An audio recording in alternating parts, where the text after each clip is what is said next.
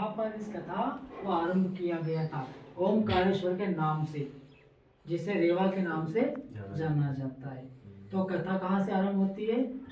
रेवा, यानी कि मध्य प्रदेश ओमकारेश्वर के नर्मदा जी से आरंभ होती है। तो वहां पर व्यास जी कहते, सुनिए, एक समय श्री नारद जी, अब नारद जी को तो सभी जानते हैं। अब नारद जी श्रीमन नारायण नारायण नारायण के भजन करते हुए इस मृत्यु लोक में आते।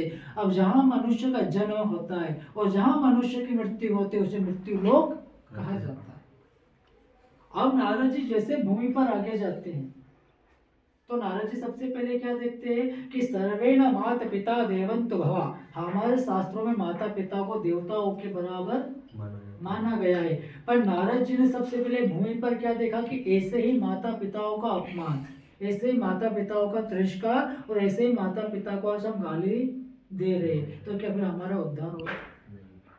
नारद जी जैसे आगे जाते तो स्त्री देवी भवंतु देवा।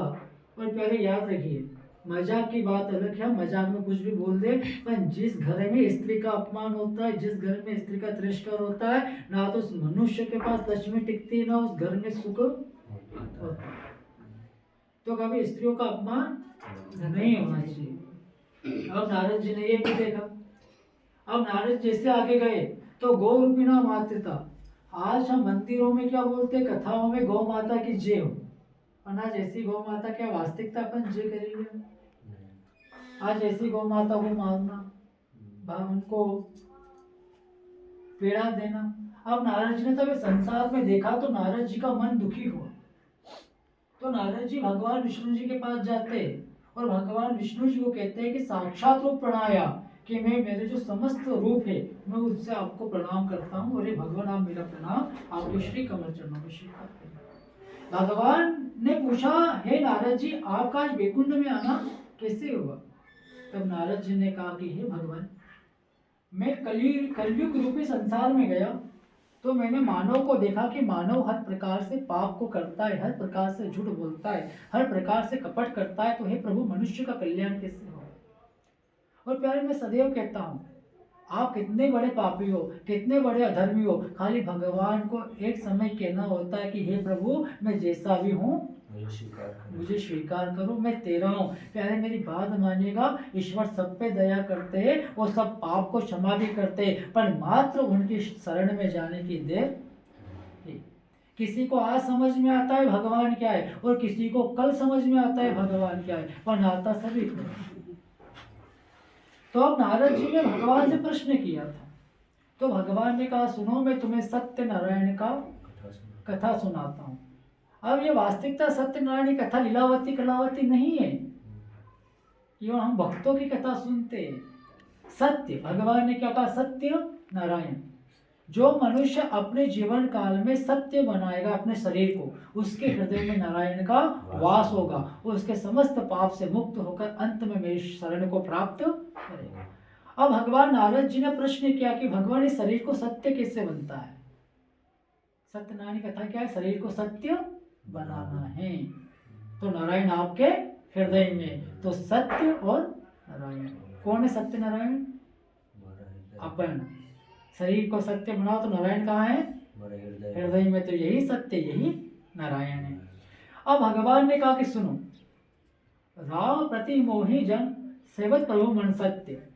आज कोई व्यक्ति संसार को छोड़कर जाता है तो क्या बोलता है? राम राम सत्य। दूसरे से सत्य क्यों नहीं बोलता?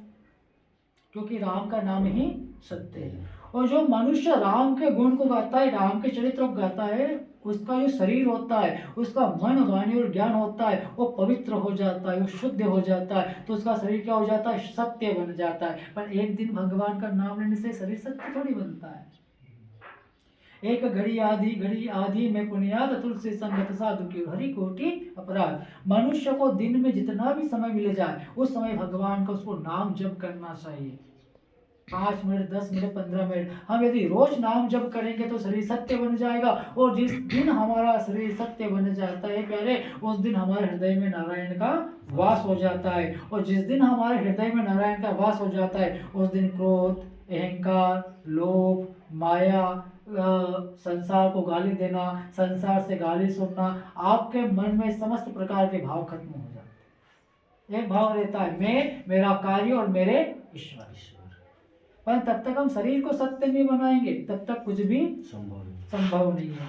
अब यही प्रश्न नारद जी ने भगवान से किया था कि भगवान मैं उन भक्तों की कथा सुनना चाहता हूँ कि जिस भक्तों ने अपने शरीर को सत्य बनाकर नारायण को हृदय में उतारा, उन भक्तों के साथ क्या हुआ और क्या नहीं हुआ। कथा ये है मात्र नाम, इस बात को याद रखिएगा। अब भगवान ने कहा कि सुनो, अब सत्यनारायण भगवान कथा में इंपॉर्टेंट चीज क्या रहती पता है आपको?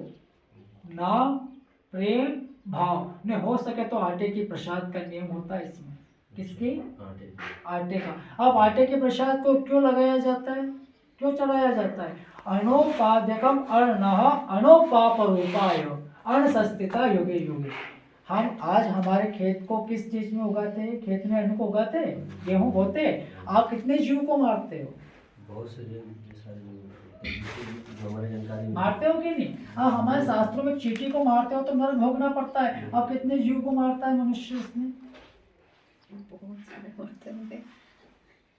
तो हम तब आटे का, यदि आटे का नैवेद्य भगवान को लगाते हैं तो परमात्मा उस पाप को क्षमा करते हैं और आपको पाप मुक्त कर देते हैं। और आजकल क्या पता है प्यारे, हम भगवान कथा में आटे का नैवेद्य नहीं लगाते, जिसके कारण कभी भी हम आजकल नहीं तो अन्न में वृद्धि है क्या किसी के घर? बताता हूँ, अन्न में वृद्धि में गई। अब अन्न में वृद्धि क्यों जाती है?